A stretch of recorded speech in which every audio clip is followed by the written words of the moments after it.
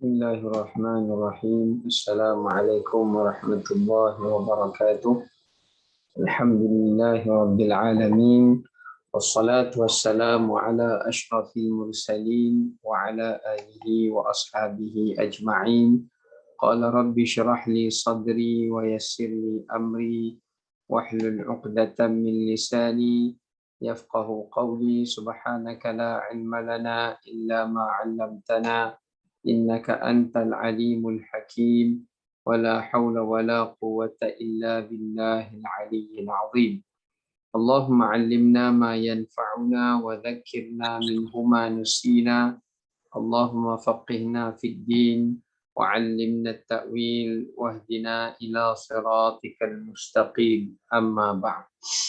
Alhamdulillah, kita rafa'kan puji dan syukur kepada Allah Ta'ala di atas segala rahmat dan kurniaannya. Pada petang ini kita masih lagi diberikan kesihatan dan keafiatan oleh Allah Subhanahu Wa Ta'ala untuk dapat kita menyambung kembali untuk tadabbur kita bagi surah Al-Insan. InsyaAllah kita akan masuk pada ayat yang ke-11 untuk hari ini. Allah Subhanahu wa taala berfirman, a'udzubillahi minasyaitonir rajim. Bismillahirrahmanirrahim. Fawaqahumullahu syarra dzalikal yaumi wa laqahum nadratan wa surura.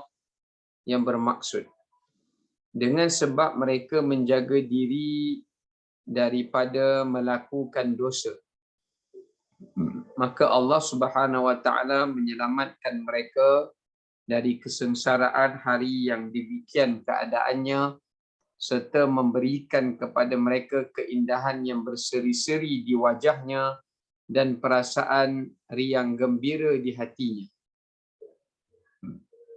Pada ayat ke-11 ini, bagaimana Allah Subhanahu wa taala menerangkan kepada kita, iaitu salah satu daripada kurniaan Allah yang paling besar yang Allah berikan kepada golongan al-abrar. Ya, antara kurniaan yang besar yang Allah kurniakan dan ganjarkan kepada golongan abrar pada hari kiamat, yang pertama, fawaqahumullah.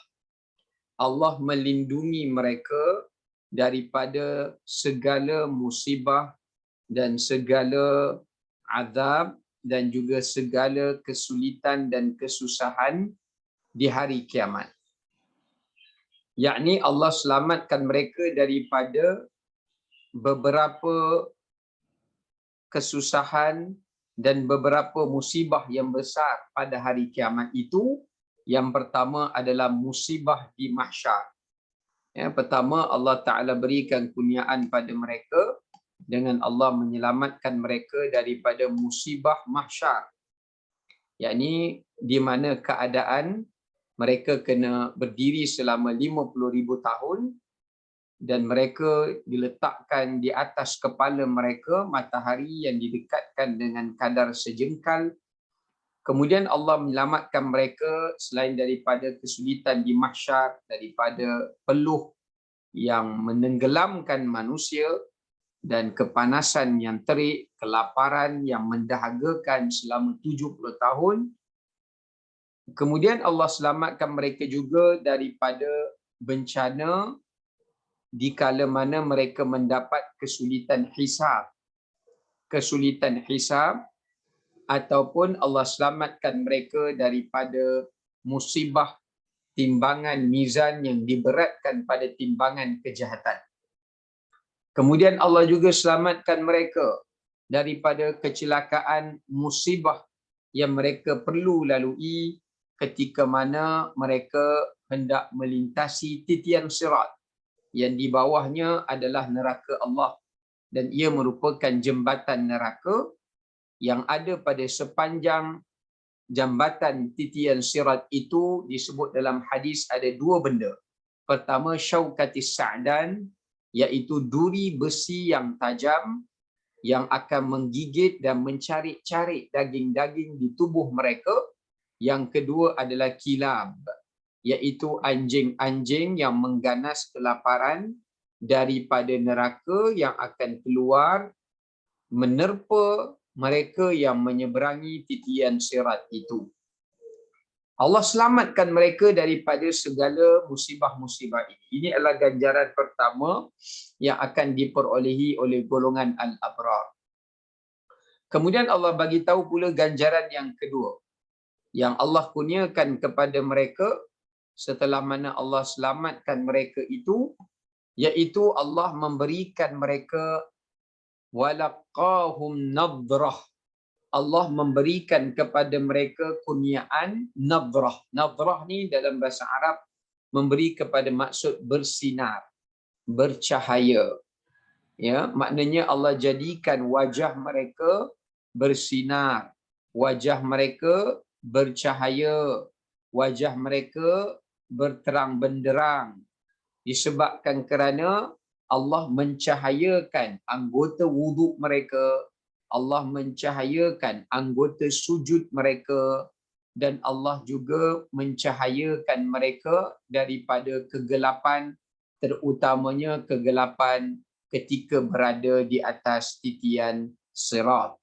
Jadi ini antara ganjaran yang Allah Ta'ala beri. Nadrah juga memberi kepada maksud senyuman. Selain daripada cahaya, Allah berikan pada mereka dalam keadaan tersenyum, dalam keadaan bergembira, dalam keadaan berseronok, ya, kerana melihat beberapa keadaan yang menggembirakan mereka. Yang pertamanya, apabila mereka melihat mereka diberikan pakaian ketika manusia ditelanjangkan. Mereka melihat bagaimana mereka diberikan teduhan di bawah mahsyar ketika mana manusia terpaksa meringkuk di bawah kepanasan matahari yang menyengat. Kemudian diberikan lagi kepada mereka,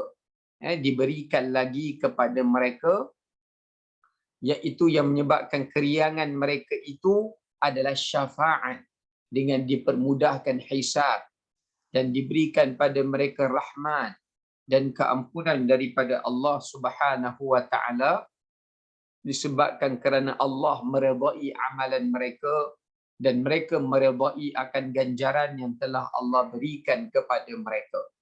Ini adalah merupakan di antara beberapa bentuk yang mencahayakan, yang menggembirakan golongan al-abrar. Dan yang seterusnya Allah kata wasurura. Wasurura bukan wajah mereka saja berseri-seri, tetapi Allah Ta'ala menjadikan hati mereka surur.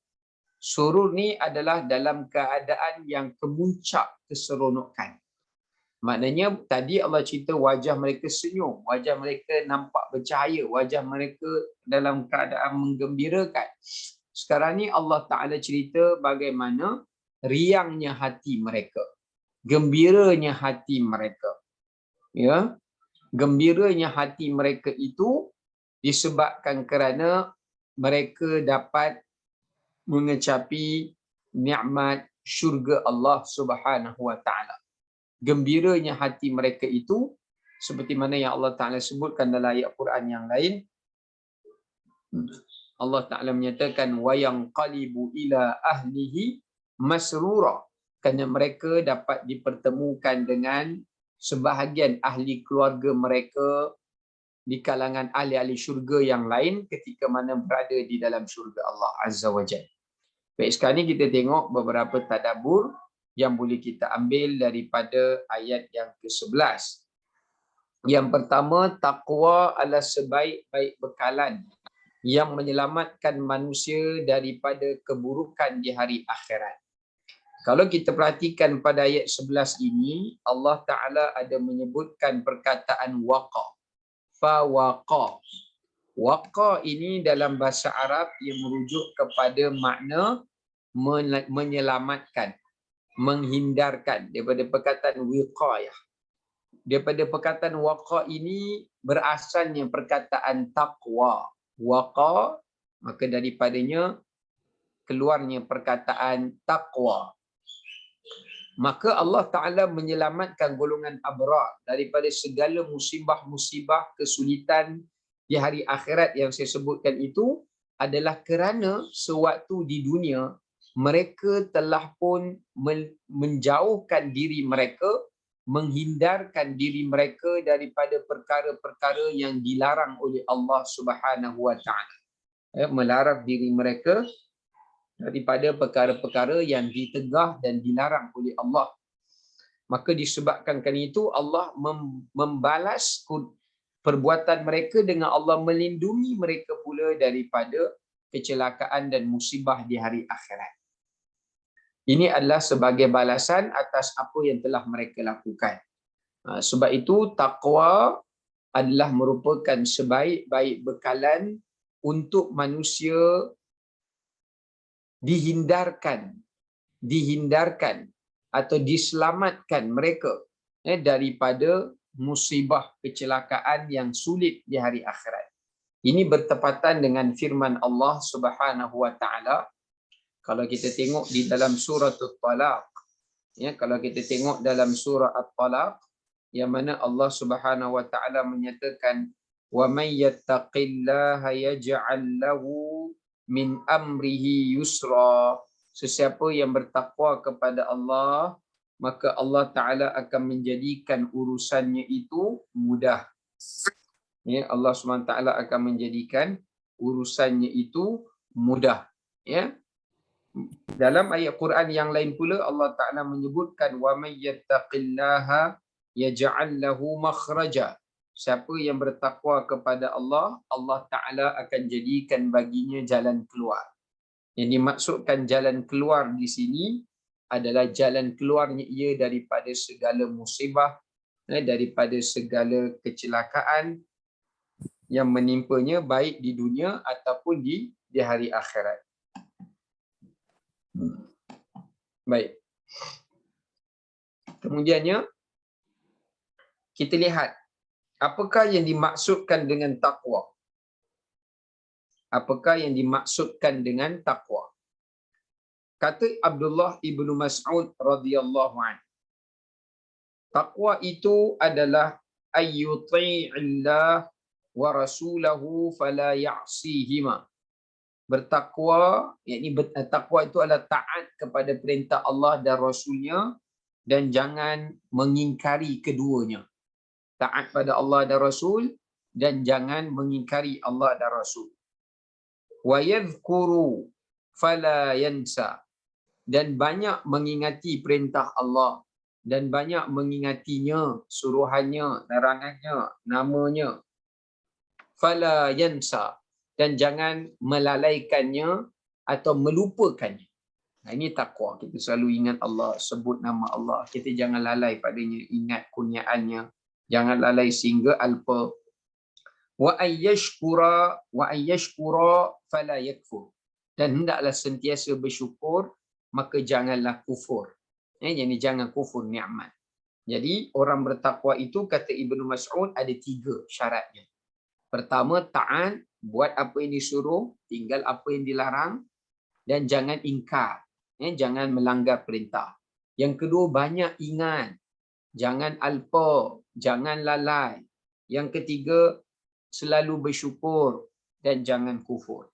Itu adalah merupakan kata-kata Abdullah bin Mas'ud yang merupakan sahabat Nabi radhiyallahu anhu.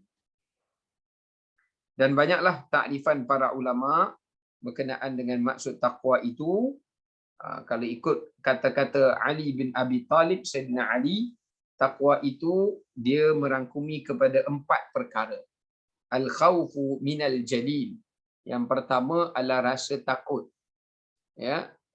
Rasa takut kepada Allah. Itu tanda takwa. Takut tak mengerjakan perintahnya. Takut jika tidak meninggalkan larangannya. Yang kedua, wal amalu bitanzim. Kita beramal dengan apa yang diperintahkan. Jangan mengingkarinya. Yang ketiga, wal qana'atu bil qalil. Dan sentiasa rasa redha dan sentiasa rasa cukup walaupun dengan pemberian yang sedikit. Hanya orang yang bertakwa ini, dia tidak pernah tamak, dia tidak pernah kufur nikmat, tapi dia bersyukur walaupun sedikit. Yang keempat, wal isti'dad liyaumir rahim. Dia sentiasa membuat persediaan untuk menuju hari kematian.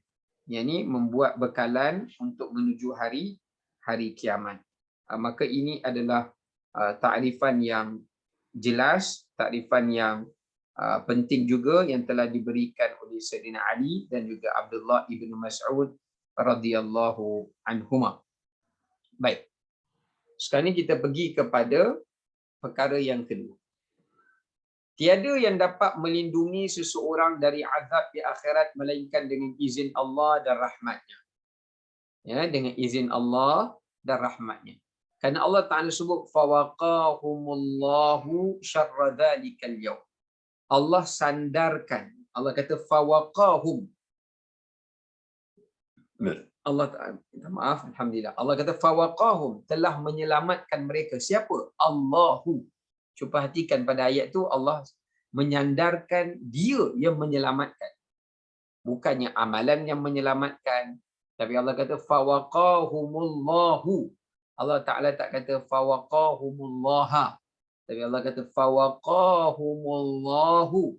Maknanya Allah lah dengan izinnya dan rahmatnya yang telah menyelamatkan mereka. Fawaqahumullahu, ya, yang telah menyelamatkan mereka daripada syarra dzalikal yaum, daripada kejahatan dan keburukan pada hari kiamat itu. Baik. Maka di sini menunjukkan pada kita takwa tadi hanya menjadi asbab. Takwa hanya menjadi asbab untuk seseorang itu terhindar daripada kecelakaan di akhirat. Tetapi yang kemuncaknya, yang utamanya adalah rahmat Allah Azza wa Jalla. Yang utamanya adalah rahmat Allah Subhanahu wa Ta'ala. Itu yang paling utama. Itulah yang paling utama yang menyelamatkan seseorang itu di hari akhirat. Sebab itu benda yang paling utama yang perlu untuk kita perolehi adalah rahmat dan keampunan daripada Allah Subhanahu wa Ta'ala. Maka di sini saya ada nyatakan beberapa perkara yang menjadi asbab seseorang itu mendapatkan rahmat daripada Allah Subhanahu wa Ta'ala berdasarkan kepada apa yang telah pun disebutkan di dalam Al-Quran dan juga apa yang disebutkan di dalam hadis Nabi SAW. Baik, perkara yang pertama yang menyebabkan kita dinaungi dengan rahmat Allah. Dan secara tidak langsung kita telah pun diselamatkan dengan keampunan Allah dan kasih sayangnya daripada musibah-musibah di hari akhirat kelak. Yang pertama, asas kepada untuk mendapat rahmat, asas kepada untuk mendapat keampunan dan kasih sayang Allah adalah tauhid dan iman serta sifat yang ikhlas. Tauhid, iman dan ikhlas. Ini adalah merupakan asasnya.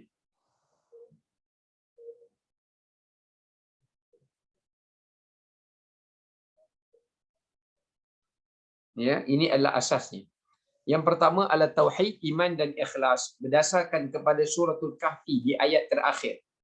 Allah Ta'ala menyebutkan فَمَنْ كَانَ يَرْجُو لِقَاءَ رَبِّهِ فَلْيَعْمَلْ عَمَلًا صَالِحًا وَلَا يُشْرِكْ بِعِبَادَةِ رَبِّهِ أَحَدًا. Allah menyatakan فَمَنْ كَانَ يَرْجُو لِقَاءَ رَبِّهِ, sesiapa yang ingin berharap agar mereka itu mendapatkan rahmat Allah Ta'ala di hari akhirat, فَلْيَعْمَلْ عَمَلًا صَالِحًا, maka hendaklah dia mengerjakan amal yang salih. وَلَا يُشْرِكْ بِعِبَادَةِ رَبِّهِ أَحَدًا, tapi Allah bukan suruh amal yang salih saja, maknanya amal soleh yang ikhlas. Sebab Allah kata lepas tu waw kat situ adalah memberi maksud waw lil ishtirak. Waw yang memberi maksud perkongsian antara amal soleh itu dengan tujuan, iaitu amal yang ikhlas. Dan amal itu tidak akan diterima melainkan orang yang beriman pada Allah, mengesakan Allah dan tidak menyengutukan Allah Subhanahu wa taala. Jadi asas untuk mendapat rahmat Allah, asas kepada diterimanya amalan, asas untuk amalan itu diangkat sebagai amal yang saleh adalah tauhid, mengesakan Allah, beriman, mempercayai Allah dan ikhlas di dalam amalan yang dikerjakan, dalam setiap ibadat yang dikerjakan kepada Allah Subhanahu wa taala. Jadi penting ya, tiga benda ni kita kena ingat. Esakan Allah, jangan syirikkan. Yang kedua, beriman kepada Allah, jangan tidak mempercayai kewujudan Allah. Yang ketiga adalah ikhlas. Kadang-kadang kita dua benda tu kita dah selamat, tapi kita nak dapat yang ketiga, iaitu ikhlas dalam setiap amalan itu adalah sesuatu yang sulit. Baik, yang kedua, iaitu orang yang menghidupkan ajaran dan sunnah baginda Nabi sallallahu alaihi wasallam. Antara salah satu daripada perkara yang menjadi asbab untuk kita mendapatkan rahmat Allah Subhanahu wa taala adalah mengikuti ajaran dan sunnah baginda Nabi sallallahu alaihi wasallam. Kita kena ikut ajaran Nabi dan kita kena ikut sunnah Nabi SAW. Ini adalah salah satu daripada asbab untuk mendapatkan rahmat Allah. Dalam hadis ada disebutkan, begitu juga dalam Quran Allah menyatakan, laqad kana lakum fi rasulillahi uswatun hasanah. Kemudian apa kata Allah? Liman kana yarjullaha wal yawmal akhira wa dzakarallaha katsira. Allah menyatakan sesungguhnya pada peribadi Nabi Muhammad sallallahu alaihi wasallam itu adalah menjadi contoh ikutan. Ya, Allah Taala menyatakan bahwasanya Rasulullah SAW itu adalah merupakan contoh ikutan yang terbaik. Untuk siapa kata Allah? Liman kana yarjullah. Kepada sesiapa yang mengharapkan rahmat Allah di hari akhirat nanti. Syafaat yang akan dia perolehi di hari akhirat nanti. So, maknanya salah satu daripada asbab untuk kita mendapatkan rahmat dan kurniaan Allah Subhanahu wa taala di hari akhirat adalah menjadikan Rasulullah sallallahu alaihi wasallam sebagai ikutan kita. Ya, menjadikan Rasulullah sallallahu alaihi wasallam sebagai tauladan kita dan pedoman bagi kita. Yang ketiga, takwa, taat dan takut. Takwa, taat dan takut. Kena ada tiga T.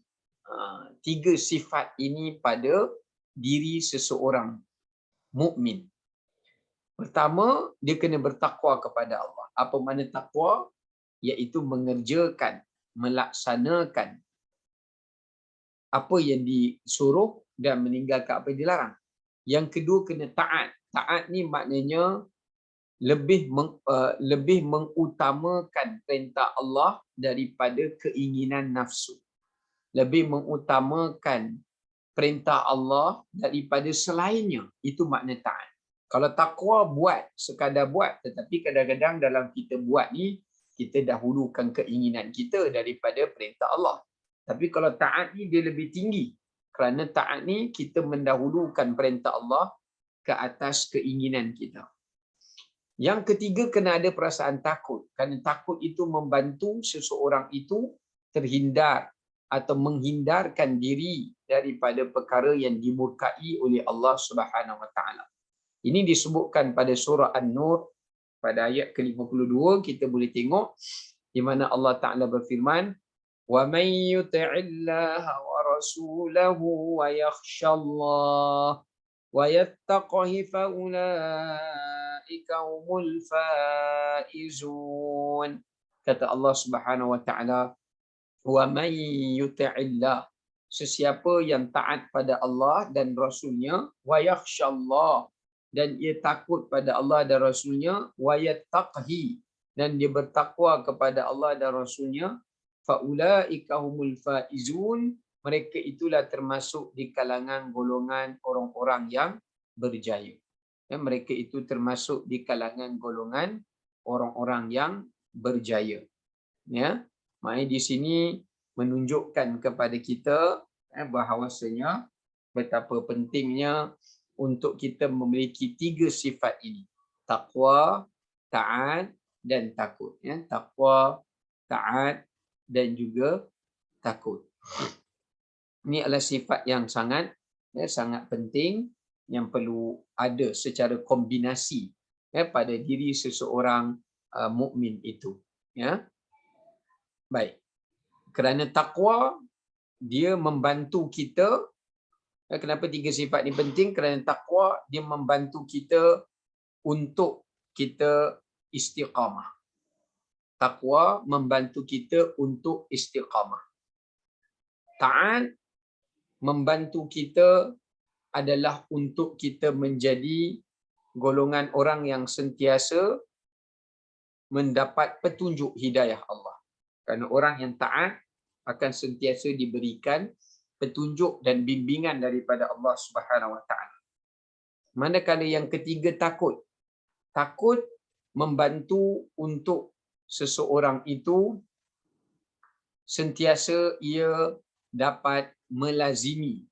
Sentiasa ia dapat melazimi dan menjauhkan dirinya daripada perkara-perkara yang mengundang kemurkaan dan yang menghalangnya ia daripada mendapat petunjuk Allah, yakni taufik. Jadi takut dia membawa kepada taufik. Taufik memberi maksud iaitu Allah sentiasa memberikan kekuatan kepada hamba-Nya agar hamba-Nya sentiasa kekal dalam ketaatan dan ketakwaan. Jadi sebab tu 3 sifat ni dia kena beriringan. Kerana takwa membantu istiqamah, taat membantu untuk kita mendapat petunjuk dan hidayah. Manakala takut pula, alhamdulillah, takut pula adalah membantu untuk kita mendapat taufik daripada Allah Subhanahu Wa Taala.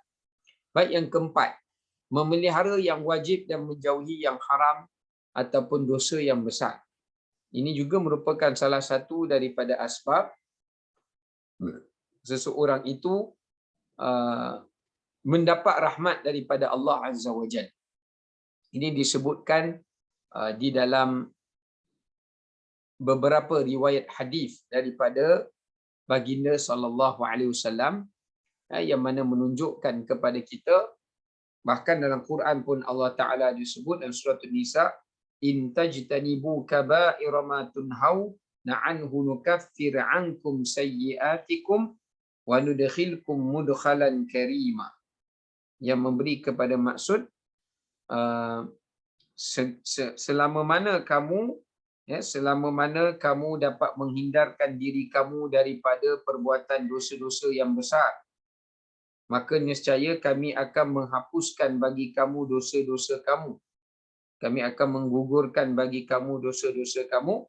Wa nudkhilkum mudkhalan karima. Tengok poin kat sini. Wa nudkhilkum, dan kami akan masukkan kamu, kami akan masukkan kamu ke dalam tempat masuk yang mulia. Apa maksud tempat masuk yang mulia? Tempat masuk yang mulia ini adalah merujuk kepada yakni rahmat Allah. Sebahagian menafsirkan ia memberi maksud kepada rahmat Allah SWT. Maksudnya siapa yang menjauhi benda-benda haram di antara dosa-dosa yang besar, maka Allah Ta'ala akan memasukkan ia ke dalam tempat masuk yang mulia. Tempat masuk yang mulia ini, yang pertama, ia merujuk kepada maksud apa? Syurga. Yang kedua, ia merujuk kepada maksud rahmat Allah. Maknanya Allah akan masukkan ia ke dalam rahmat Allah Ta'ala, dinaunginya ia dengan rahmat Allah Subhanahu Wa Ta'ala, supaya dia terselamat daripada kecelakaan dan musibah. Ya. Baik. Kemudian yang seterusnya, yang kelima, menjaga lidah dan menjauhi fitnah. Menjaga lidah dan menjauhi fitnah. Ini juga salah satu daripada asbab untuk seseorang itu mendapatkan rahmat Allah Subhanahu Wa Ta'ala. Ya, misalan contohnya, sebab itu pentingnya untuk kita memastikan setiap perkataan yang kita ucap itu perkataan yang tidak mengundang murka Allah. Dan setiap ucapan yang kita ucapkan itu adalah ucapan yang tidak mengundang kemurkaan Allah. Ya, terutamanya daripada perkataan-perkataan kufur atau perkataan-perkataan fitnah dan yang seumpama dengannya. Ini berdasarkan kepada apa ni? Umpama contohnya kalau kita boleh tengok pada hadis Nabi SAW yang mana baginda ada bersabda, wa innar rajula la yatakallamu bi kalimatin la yulqi laha balan illa ayyahwi Allahu bihi fi nari jahannam 70 kharifa. Seseorang itu dia akan berkata dengan satu perkataan. Dia akan berkata dengan satu perkataan yang dia merasakan perkataan itu adalah perkataan yang ringan atau perkataan yang kecil baginya. Maknanya dia rasa perkataan itu perkataan biasalah, bukan perkataan maksiat, bukan perkataan kufur. Padahal kata Allah, dia mengundang kepada murka Allah Azza wa Jalla. Ya, dia mengundang kepada murka Allah Subhanahu wa taala, sehingga kan dengan satu perkataan itu Allah Subhanahu wa taala akan mencampakkan ia ke dalam neraka Allah selama 70 tahun. Bayangkan ya, satu kalimah, satu perkataan sahaja boleh menyebabkan Allah mencampakkan seseorang itu ke dalam neraka Allah selama 70 tahun hanya kerana satu perkataan. Bayangkan kalau berpatah-patah perkataan yang diucapkan. Kemudian kalau kita tengok dalam ayat Al-Quran pula, bagaimana Allah menceritakan pentingnya kita menjaga lidah untuk kita terselamat untuk kita mendapatkan rahmat daripada Allah Subhanahu wa taala. Contohnya dalam surah An-Nur ketika Allah bercerita kepada kita tentang kisah fitnah yang menimpa isteri Nabi Sayyidatina Aisyah radhiyallahu anha ummul mukminin. Pada ayat 14 Allah menyatakan walaula fadlullahi alaikum wa rahmatuh fid dunya wal akhirah lamassakum fima afattum fi adzabun azim. Kalaulah bukan kerana kurniaan Allah dan rahmat Allah ke atas kalian di dunia dan di akhirat ini, niscaya kamu akan diazab dengan siksaan azab yang amat berat, ya. Siksaan azab yang amat berat. Baik, di sini menunjukkan kepada kita bahawasanya antara salah satu sebab untuk seseorang untuk mendapat rahmat Allah di dunia, bahkan Allah kata nak dapatkan rahmat Allah di akhirat terutamanya, dan nak mengelakkan mereka terselamat daripada azabun azim, kata Allah, iaitu azab yang besar, azab yang sangat keras, ialah seseorang itu menjaga perkataannya, ucapannya, lidahnya, daripada terjebak kepada fitnah, ataupun mengadu domba dan juga segala dosa-dosa lisan yang lain. Ya. Sebab itu penting untuk kita meminta kepada Allah SWT agar dipelihara daripada fitnah-fitnah dan dosa-dosa lidah ini. Dan dosa lidah ini sangat banyak yang kita kena minta lindung kepada Allah SWT, kerana salah seorang itu boleh saja dia terhumban ke dalam neraka Allah melalui salah satu daripada dosa-dosa lidah ini. Yang pertama kata para ulama, dosa mengucapkan perkataan kufur dan syirik. Kadang-kadang mereka tak sedar, mereka terucap perkataan kufur, mereka terucap perkataan syirik dalam keadaan mereka tidak menyedarinya, ya, atau kerana kejahilannya, ya, walaupun dalam keadaan bergurau ataupun dalam keadaan bercanda, tidak boleh. Ya. Kemudian yang kedua, dosa lidah ini seperti kata para ulama, orang yang bercakap tentang agama Allah tanpa ilmu. Mana pandai-pandai bagi fatwa, pandai-pandai buat keluar hukum, pandai-pandai menafsirkan Quran, pandai-pandai menafsirkan hadis mengikut kefahaman nafsu mereka, kefahaman cara mereka faham, bukan merujuk kepada apa yang telah pun disebutkan oleh para ulama dan sebagainya, ya. Maka ini juga merupakan dosa lidah.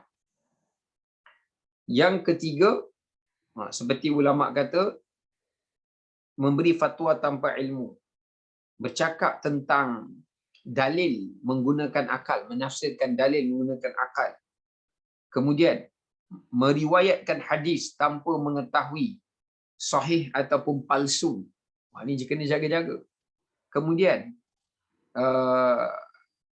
perkataan tanpa ilmu ni seperti memperhinakan para ulama-ulama Islam, menghina ulama-ulama Islam dan memperbodohkan pandangan-pandangan mereka. Maknanya tolak, buang terus, tak terima pakai. Kemudian bercakap tentang agama berpandukan nafsu. Ini semua kita kena minta lindung pada Allah. Termasuklah ghibah, mengumpat, termasuklah berbohong. Apa lagi dosa lidah? Termasuklah bercakap dengan perkataan-perkataan yang batin. Perkataan yang batin ni adalah perkataan yang sia-sia, perkataan yang lara, perkataan yang melalaikan, atau perkataan yang menyokong kepada kejahatan, menyokong kepada kesesatan. Ini pun kita kena minta lindung pada Allah. Kemudian memberikan persaksian yang palsu, memberikan tohmahan dan fitnah, menyebarkan fitnah, bersumpah atas nama selain nama Allah. Ini bersumpah atas nama mak ayah ke, matahari, bulan dan sebagainya. Kemudian mencela, mencerca, ini pun semua pun termasuk juga. Mencela, mencerca, mengejek dan sebagainya. Termasuk yang seterusnya melaknat. Termasuk seterusnya melaknat. Suka melaknat orang. Doa orang tu kena laknat lah. Doa orang ni tak dapat keampunan Allah lah dan sebagainya. Ya. Sedangkan kata Nabi SAW, la yakunu al-la'anun syufa'a wala syuhada yaumil qiyamah. Kata Nabi SAW, orang yang suka melaknat orang ni, tak ada orang nak bagi syafaat kat dia. Dan tak ada orang nak menjadi saksi baginya. Ya. Bahkan ada dalam satu hadis Nabi SAW disebutkan, apabila seseorang hamba itu melaknat salah seorang daripadanya, maka laknat tu akan diangkat ke langit. Lalu pintu langit akan ditutupkan. Kemudian laknat tu akan diturunkan pula ke bumi. Maka bumi pun menutup pintu daripada menerima laknat itu. Kemudian laknat tu akan kembali balik kepada orang yang melaknat tadi. Orang yang melaknat tadi. Jadi cara dia bagaimana? Cara dia kita kena perbanyakkan memelihara lidah kita dengan ucapan zikir pagi dan petang dan meringankan lisan kita untuk selalu membacakan doa kafaratul majlis. Itu subhanakallah bihamdi, kita kena banyak amalkan baca doa itu setelah mana kita selesai bercakap ataupun setelah selesai kita bersembah. Kerana itu salah satu daripada cara untuk memohon agar diselamatkan daripada fitnah lidah. Okey, seterusnya banyakkan istighfar. Banyakkan beristighfar juga salah satu daripada asbab untuk kita mendapatkan rahmat daripada Allah Subhanahu wa taala. Ini berdasarkan saya tulis kat situ surah Al-Anfal pada ayat 33 ya. Kalau kita tengok di situ Allah Taala disebut wa ma kana Allahu liyu'adzibahum wa anta fihim wa ma kana Allahu mu'adzibahum wa hum yastaghfirun. Kata Allah Taala, Allah tidak akan mengazab mana-mana hamba-Nya kerana dua sebab. Pertama, wa anta fihim. Allah tidak akan mengazab hamba-Nya itu sedangkan baginda Nabi SAW masih ada bersama dengan mereka. Maksudnya Allah tak akan menurunkan bala, Allah tak akan menurunkan azab selama mana Nabi Muhammad SAW hidup bersama dengan umatnya. Ya, kerana tidak mahu nanti dengan musibah itu menimpa umat Nabi SAW dan dia menjadikan baginda sedih. Ya, ataupun musibah itu juga boleh menyebabkan perkara itu boleh menyedihkan Nabi SAW kerana baginda lebih suka apabila umatnya diberikan petunjuk dan hidayah seperti mana baginda Nabi SAW mendoakan kepada penduduk Taif. Ya. Kemudian yang kedua Allah kata wahum yastaghfirun. Allah juga tidak akan menurunkan bala selama mana hamba Allah itu memohon istighfar, memohon ampun kepada Allah Subhanahu Wa Taala. Ya, selagi mana masih lagi ramai orang yang meminta ampun pada Allah, rajin beristighfar, selalu memohon keampunan, dan bila lebih ramai orang yang berbuat demikian, maka lebih tertahanlah, lebih tertahanlah musibah dan azab dan bala itu untuk diturunkan. Sebab itu menunjukkan betapa pentingnya untuk kita keluar daripada sesuatu kecelakaan, musibah, bala bencana. Kita kena banyakkan istighfar. Ya, macam baru ni berlakunya banjir kan. Berlakunya banjir, masa turunnya hujan, kita kena banyakkan istighfar sebanyak-banyaknya. Jangan terputus daripada lidah kita ini untuk beristighfar. Kemudian dalam masa yang sama kita kena baca doa yang diajarkan oleh Nabi SAW untuk minta agar hujan itu tidak menjadi bala, ya, tidak menjadi banjir bah, musibah.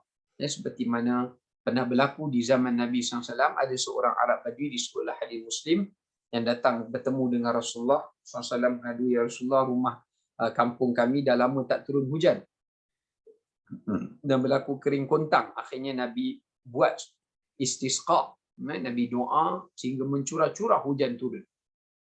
Sehingga kan kemudian mereka datang balik mengadu pada Nabi, ya Rasulullah, hujan tak berhenti turun sampai banyak rosak tanaman kami dan sebagainya. Akhirnya Nabi SAW membacakan doa, Allahumma hawalaina wala alaina, Allahumma alal akam wa dhirab wa butunil awdiyah wa manabitis syajar, mutirna bifadlillahi wa rahmatih. Ya Allah, jadikanlah hujan yang turun ini di sekitar kami, bukan di atas kami, bukan menjadi satu azab bagi kami. Dan jadikanlah hujan ini pergi ke tempat-tempat yang jauh daripada tempat kami yang boleh memudaratkan kami, ya, di lembah-lembah atau di puncak-puncak bukit dan di mana tempat-tempat yang memerlukan padanya untuk keluarnya pokok-pokok dan sebagainya. Ini antara doa yang dianjurkan oleh baginda Nabi sallallahu alaihi wasallam. Baik. Okey, seterusnya kita pergi yang ketujuh, kasih dan cinta kerana Allah. Salah satu daripada sebab untuk seseorang itu mendapatkan rahmat daripada Allah Subhanahu Wa Taala adalah apabila seseorang itu tidaklah dia bersahabat, tidaklah dia berkasih, tidaklah dia berkenalan, melainkan kerana Allah Subhanahu Wa Taala.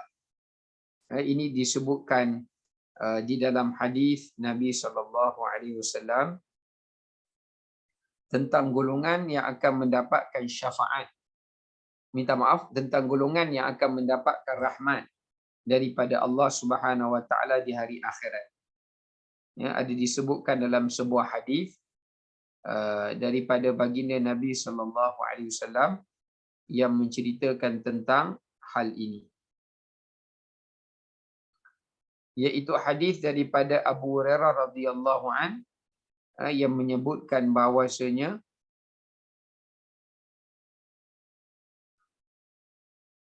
daripada riwayat Muslim, ya, Allah Taala berfirman, ainal mutahabuna bil jalali al-yawma adhilluhum fi dhilli yawma la dhilla illa dhilli.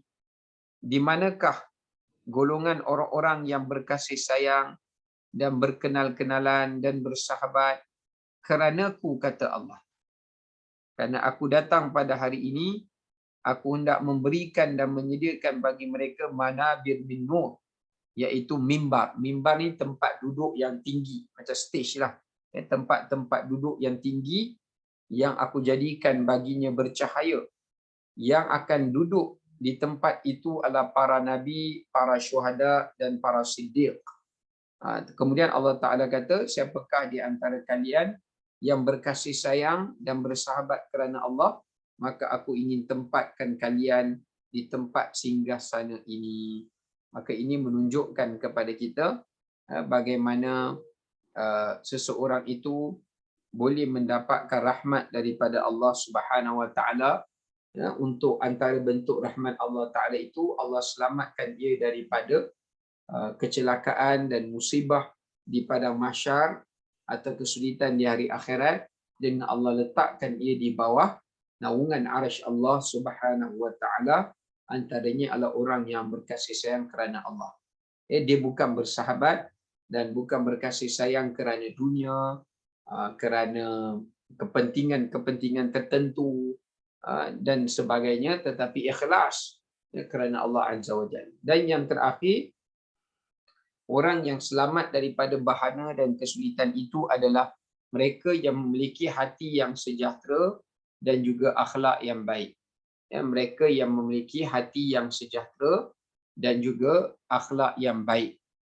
Ini berdasarkan kepada firman Allah Subhanahu Wa Ta'ala, kalau kita boleh lihat dalam ayat Al-Quranul Karim.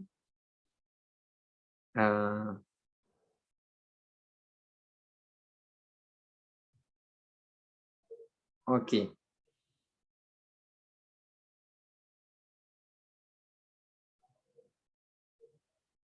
Kita tengok surah Asy-Syu'ara pada ayat 89.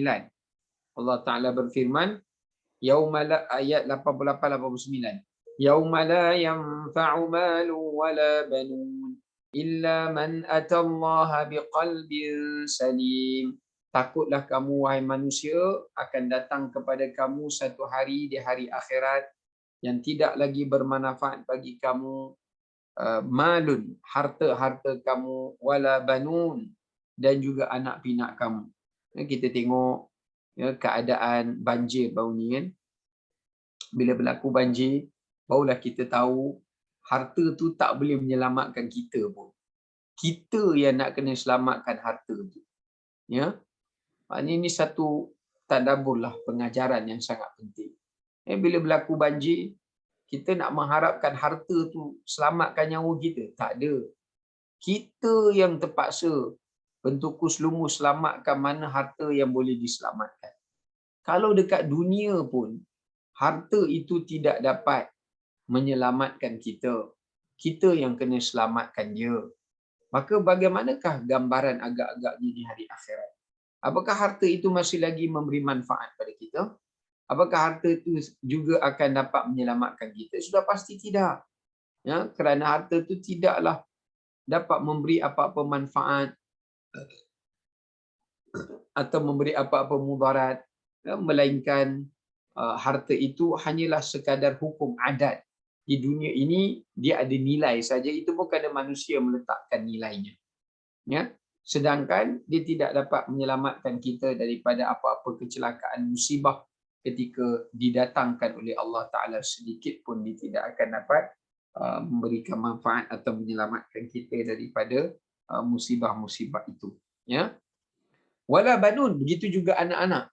Ya. Ketika kita tengok berlaku musibah, sesiapa pun tak dapat nak selamatkan semua orang. Kerana terhad, terbatas dan sebagainya. Ini menunjukkan hatta anak-anak nak menyelamatkan dirinya sendiri pun tidak mampu, apatah lagi kita yang pula yang kena menyelamatkan mereka, sedangkan kita juga perlu menyelamatkan diri sendiri. Maka dia tidak boleh memberikan apa-apa manfaat di dunia ini, apatah lagi di hari akhirat.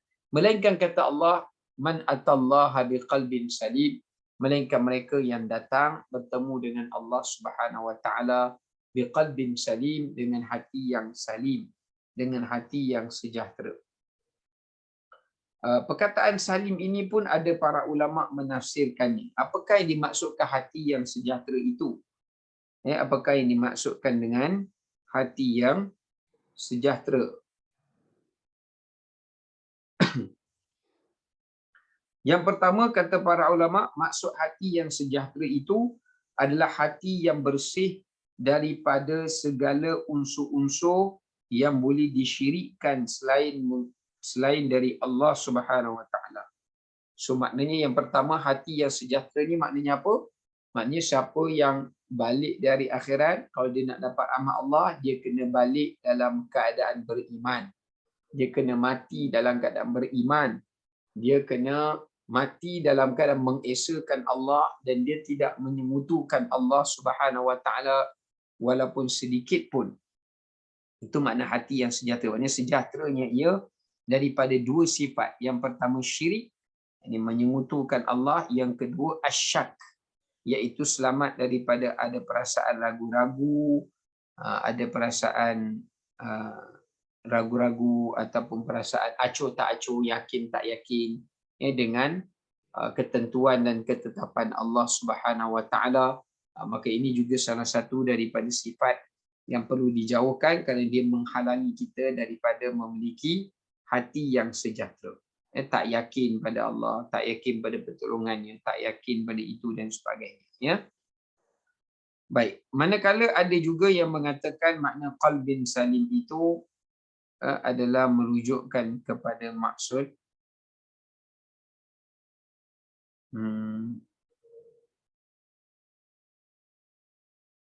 okey. Ada juga yang mengatakan qalbin salim itu adalah orang yang memiliki hati yang bersih daripada sifat-sifat hati yang madmumah. Maknanya dia tidak ada sifat dendam, sifat kesumat, sifat iri hati, sifat tamak, sifat penting diri. Dia tidak ada sifat-sifat yang boleh mengotorikan hati ini. Ya, maknanya Allah bersihkan hatinya daripada sifat-sifat yang madmumah, daripada sifat-sifat yang boleh mengotorkan hati. Ini juga sangat penting. Ya, yang menyebabkan seseorang tu dapat rahmat Allah bukan sekadar amal soleh saja, ya, tetapi kita kena memiliki hati yang beriman, tawakal yang tinggi, yakin pada Allah. Dalam masa yang sama kita juga perlu memiliki hati yang bersih daripada sifat-sifat madmumah atau sifat-sifat yang buruk. Ya, itu maknanya qalbun salim. Dan yang ketiga, qalbun salim ni juga merujuk kepada hati yang ikhlas. Maknanya hati yang tidak pernah berharap dalam setiap perbuatannya itu selain daripada Allah Subhanahu Wa Taala. Ya, kalau dia diberikan nikmat pun hatinya tetap ingin mensyukuri nikmat Allah. Apabila Allah berikan ujian pun hatinya tetap ingin bersabar dengan musibah daripada Allah. Ya, ini hati yang sejahtera. Termasuk juga adalah akhlak yang baik. Ya, kerana di dalam hadis Nabi SAW, baginda menyatakan bahawasanya inna kejap yang mana hadis tu? Laisa syai'un athqalu fil mizani 'inda Allah min husnil khuluq wa taqwallah. Kata baginda, tidak ada sesuatu yang paling berat di atas timbangan mizan di hari akhirat untuk seseorang itu mendapatkan rahmat Allah Ta'ala melebihi daripada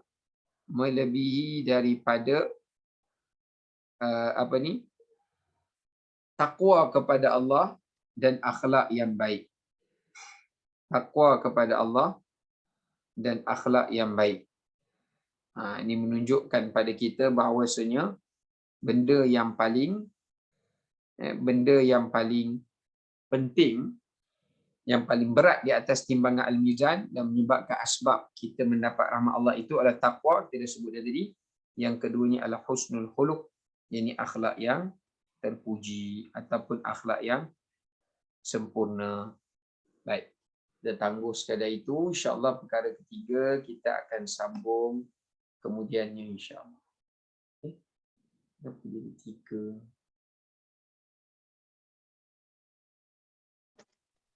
Terima kasih Ustaz. Ya, sama-sama. Terima kasih Ustaz. Assalamualaikum.